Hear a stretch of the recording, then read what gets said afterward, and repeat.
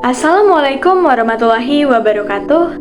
Shalom, Om Swastiastu, Namo Buddhaya, Salam Kebajikan.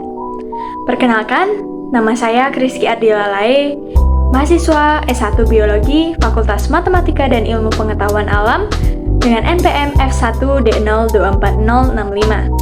Yang saya hormati Dekan Fakultas MIPA, Bapak Profesor Dr. Sal Primayuda SSI MSI, beserta jajaran wakil-wakilnya, dan Ketua Jurusan Biologi FMIPA, Bapak Dr. Sipriyadi SSI MSI, dan Koordinator Program Studi S1 Biologi, Ibu Fatimatu Zahra SPD MSc, serta dosen pengampu mata kuliah umum Bahasa Indonesia, Bapak Dr. Normanzah SPD MPD. Segala puji syukur diucapkan kepada Tuhan Yang Maha Esa karena berkat dan rahmat-Nya hingga kita bisa berada sampai saat ini dan menikmati segala bentuk berkat-Nya. Pada kesempatan ini, lewat video ini, saya akan menyampaikan presentasi ilmiah dengan judul Bisa Ular dari Senjata Mematikan Menjadi Obat Penyelamat. Saya ada pantun nih, di tepi sungai memetik keladi. Tak sengaja lihat ular berbisa. Meski beracun dan menakutkan hati, namun bisa adalah penyelamat yang luar biasa. Maka dari itu, selamat menyaksikan. Saya memiliki alasan yang menarik mengapa saya memilih judul dan membahas terkait hal ini. Seperti yang Anda bisa lihat dalam gambar-gambar yang saya tampilkan, bahwa saya memiliki ketertarikan yang luar biasa di dunia reptil dan herpetologi. Dan saya memiliki pengalaman dalam memelihara ular. Maka dari itu, saya bisa mengembangkan presentasi ilmiah ini dan tentunya dibantu oleh hasil riset dari jurnal-jurnal yang saya temui. The more we study venom, the more we realize how much we still don't know. Kutipan dari Dr. Brian Fry, seorang toksinolog dunia yang mengingatkan kita bahwa di balik racun yang mematikan terdapat misteri dan potensi ilmiah yang luar biasa. Berdasarkan data World Health Organization atau WHO, setiap tahunnya terdapat 5,4 juta lebih kasus gigitan ular di seluruh dunia. Dengan lebih dari 1,8 juta kasus diantaranya mengalami keracunan serius dan sekitar 81.000 hingga 138.000 kematian terjadi akibat gigitan ular berbisa.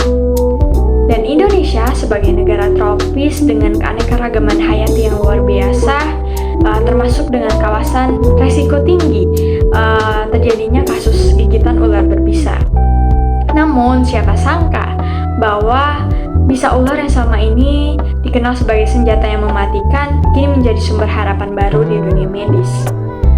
Berkat kemajuan hasil riset dan teknologi, bisa ular telah dimanfaatkan tidak hanya sebagai bahan baku pembuatan antivenom, tetapi juga sebagai kandidat terapi untuk penyakit-penyakit kardiovaskular, gangguan pembekuan darah, dan penyakit-penyakit lainnya.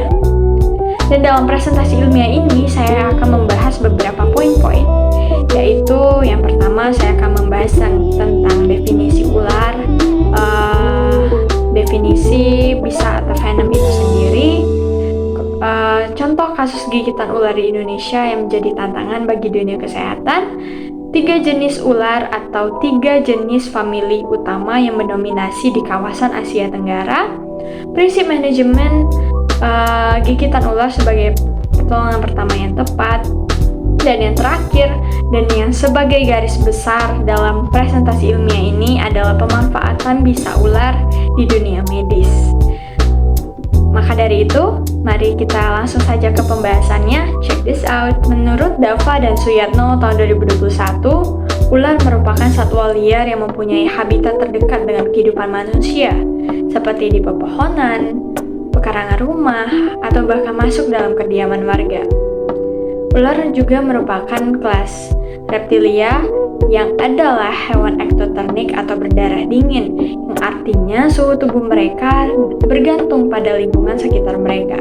Maka dari itu, ular mencari tempat yang hangat untuk dapat bertahan hidup. Bisa adalah racun kompleks yang digunakan hewan untuk melumpuhkan mangsa dan juga untuk bertahan hidup. Bisa ditemukan pada ular, kalajengking, laba-laba, ikan, dan beberapa serangga serta moluska. Hal ini dikutip dari penelitian Dava dan Suyatno tahun 2021. Menurut Karim dan rekan-rekannya pada tahun 2015, bisa dihasilkan dari kelenjar khusus bernama Duvernoy atau venom gland yang terletak di belakang mata, di sisi kepala yang terhubung ke taring melalui saluran khusus dan diinjeksikan melalui mekanisme khusus juga. Dan bisa ini memiliki fungsi utama yaitu melumpuhkan dan membunuh mangsa. Mengingat ular ini tidak memiliki kaki untuk mengejar mangsanya, maka bisa ini menjadi alat berburu yang sangat efektif. Efek dari bisa ular itu sendiri dapat bervariasi tergantung dari beberapa faktor. Yang pertama, toksisitas bisa itu sendiri dan diukur dari lethal dose 50% serta komponen enzim yang terkandung di dalamnya. Yang kedua adalah lokasi gigitan yang apakah itu terdekat atau dekat dari pembuluh darah atau tidak. Karena gigitan yang dekat dari pembuluh darah itu akan bekerja lebih cepat. Dan yang ketiga itu faktor jumlah bisa yang diinjeksikan serta kondisi ular yang saat menyerang. Kondisi ular yang sehat cenderung dapat menghasilkan bisa dalam jumlah yang lebih optimal. Dan yang keempat, faktor yang terakhir yaitu kondisi korban seperti usia, berat badan, serta kondisi kesehatan secara umum. Orang dengan kondisi kesehatan yang rentan dapat mengalami efek yang lebih parah dibandingkan dengan orang yang memiliki daya tahan yang lebih baik. Jadi, bisa ular ini bukan hanya sekedar racun biasa, tetapi merupakan alat berburu yang sangat penting bagi mereka. Menurut WHO tahun 2020, seperti yang saya sudah jelaskan di awal video, bahwa setiap tahunnya ada 5,4 juta lebih kasus gigitan ular di seluruh dunia. Yang diantaranya 2,7 juta itu merupakan kasus gigitan ular berbisa. Ini menunjukkan bahwa hampir setengah dari total kasus gigitan ular berpotensi berbahaya bagi kehidupan manusia. Akibat dari gigitan ular berbisa ini, ada 81.000 hingga 138.000 orang meninggal dunia setiap tahunnya. Namun, dampaknya tidak hanya kematian. 3 kali lipat dari jumlah kematian tersebut mengalami amputasi dan disabilitas permanen akibat racun ular yang menyebar dan merusak jaringan tubuh.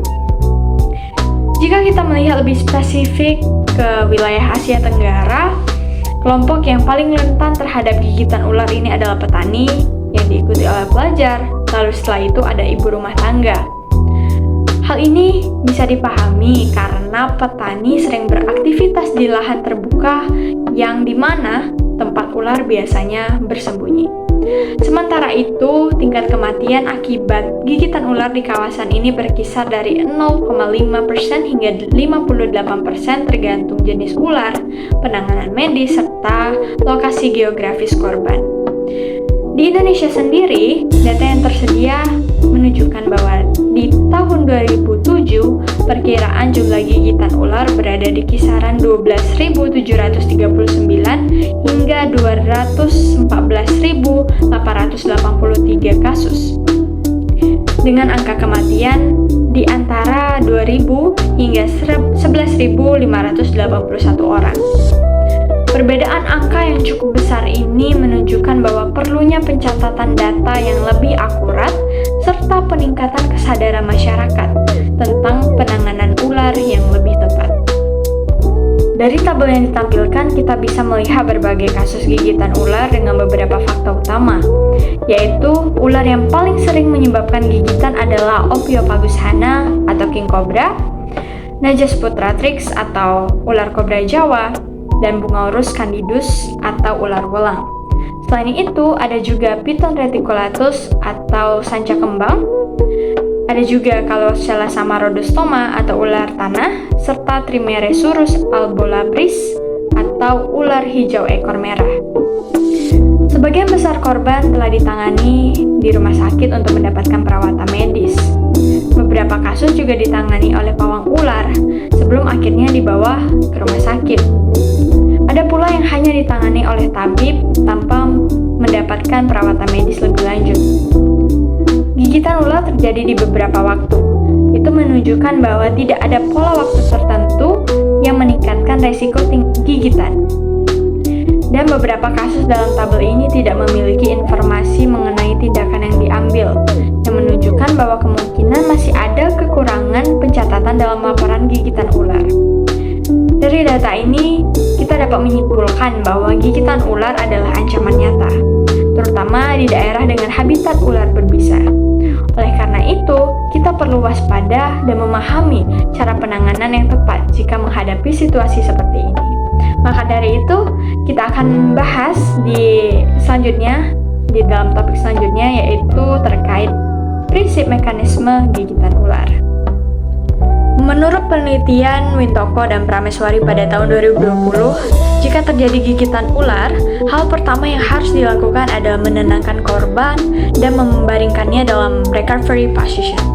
Selanjutnya, area gigitan harus diimobilisasi menggunakan sling, splint, atau pressure bandage immobilization atau PBI untuk memperlambat penyebaran racun. Setelah itu, segera bawa korban ke fasilitas kesehatan terdekat dan jika memungkinkan bawa ular yang menggigit untuk membantu proses identifikasi. Di rumah sakit, hal pertama yang dilakukan adalah primary survey, yaitu memastikan jalan napas, pernapasan, dan sirkulasi itu tetap stabil. Selanjutnya, korban akan diberikan profilaksis tetanus, antibiotik, dan analgesik. Namun, non-steroidal anti-inflammatory drugs atau NSAID harus dihindari karena dapat meningkatkan resiko pendarahan. Tim medis juga akan melakukan anamnesis dengan menanyakan lokasi gigitan, waktu kejadian, deskripsi ular, dan gejala yang dirasakan korban. Selain itu, pemeriksaan fisik dilakukan untuk mencari tanda-tanda seperti pembengkakan, nyeri, pendarahan, atau neuroksis pada jaringan. Penanganan ular yang tepat sangat penting untuk mencegah komplikasi serius akibat gigitan ular. Oleh karena itu, pemahaman mengenai langkah-langkah ini dapat membantu kita bertindak lebih cepat dan benar dalam situasi yang darurat.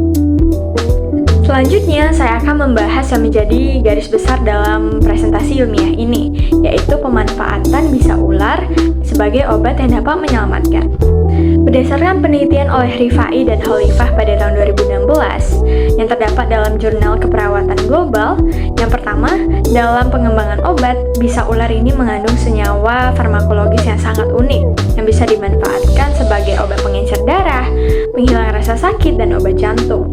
Bahkan saat ini sedang diteliti untuk pengobatan kanker dan penyakit-penyakit neurologis.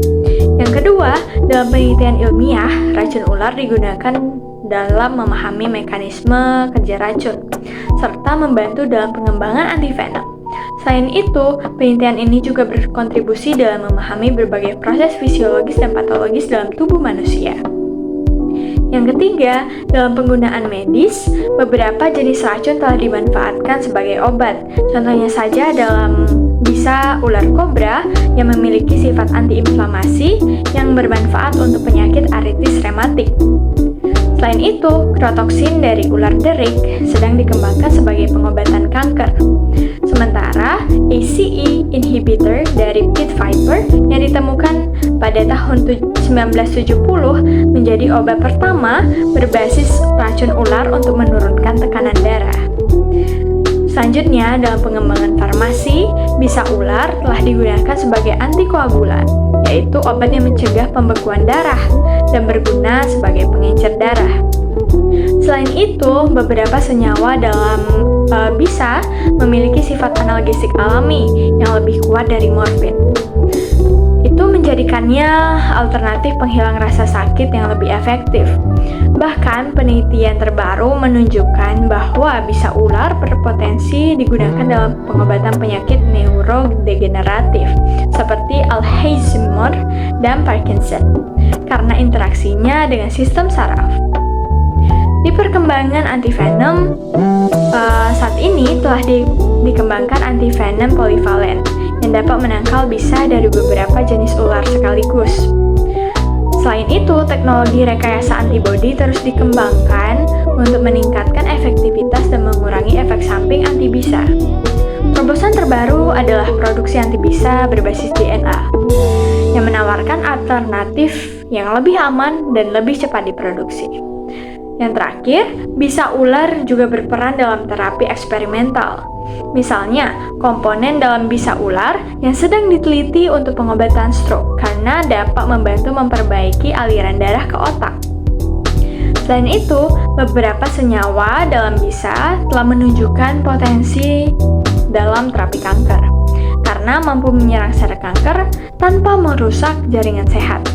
Tak hanya itu, beberapa enzim dalam bisa ular juga memiliki efek antimikroba alami yang efektif melawan bakteri dan infeksi resisten terhadap antibiotik. Baiklah, sedemikian jauh pembahasan saya dan presentasi ilmiah yang dapat saya jelaskan kepada Anda semua. Dengan berbagai manfaat ini, bisa ular yang selama ini dianggap berbahaya ternyata memiliki potensi yang luar biasa dalam dunia medis dan farmasi. Dan banyak ilmu yang sudah saya jelaskan, semoga dapat bermanfaat. Apabila terdapat kesalahan kata, saya mohon maaf. Saya akhiri presentasi ilmiah ini. Wassalamualaikum warahmatullahi wabarakatuh. Shalom, Om Swastiastu, Namo Buddhaya, Salam Kebajikan. Terima kasih.